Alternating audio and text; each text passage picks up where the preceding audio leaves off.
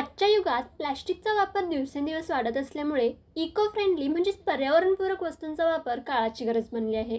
त्यामुळे eco friendly प्लेट्सचा व्यवसाय हा एक महत्त्वाचा आणि लाभदायक व्यवसाय ठरत आहे. आजची ही कहाणी अशाच इको फ्रेंडली प्लेट्सचा व्यवसाय करत असलेल्या सिंधुदुर्ग जिल्ह्यातील परोळे येथे राहणारे प्रथमेश नाईक यांची आहे. ते 2010 पासून सिद्ध ॲग्रो इंडस्ट्रीज नावाने स्वतःचा व्यवसाय सुरू करून इको फ्रेंडली आणि बायोडिग्रेडेबल अशा प्लेट्स, डिशेस, बाउल्स इत्यादी वस्तू तयार करतात.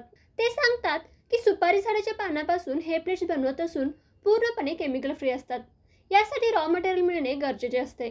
सुरुवातीला ही पाने 2-3 दिवस उन्हात सुकवून पूर्णपणे यामधील पाण्याचा अंश काढून स्टोअर केले जाते. गरजेनुसार प्लेट्स बनवण्याआधी अर्धा तास ही पाने पाण्यात ठेवून सॉफ्ट करतात. त्यानंतर मोल्ड मशीनचा वापर करून प्लेट्स, बाउल्स तयार करून पॅक केले जाते. ते सांगतात की पॅकिंग केलेले हे प्लेट्स 1 ते 1.5 वर्षापर्यंत टिकू शकतात.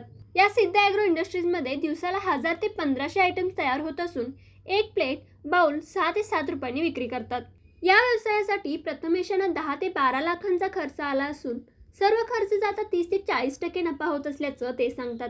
सध्या प्लॅस्टिकवर बंदी असल्यामुळे या उत्पादनांना जास्त मागणी मिळत असून इको फ्रेंडली प्लेट्सचा हा व्यवसाय केवळ नफा देणारा उद्योग नाही, तर तो पर्यावरण रक्षणात मोठा हातभार लावणारा एक जबाबदार उपक्रम आहे, असं प्रथमेशांचं मत आहे.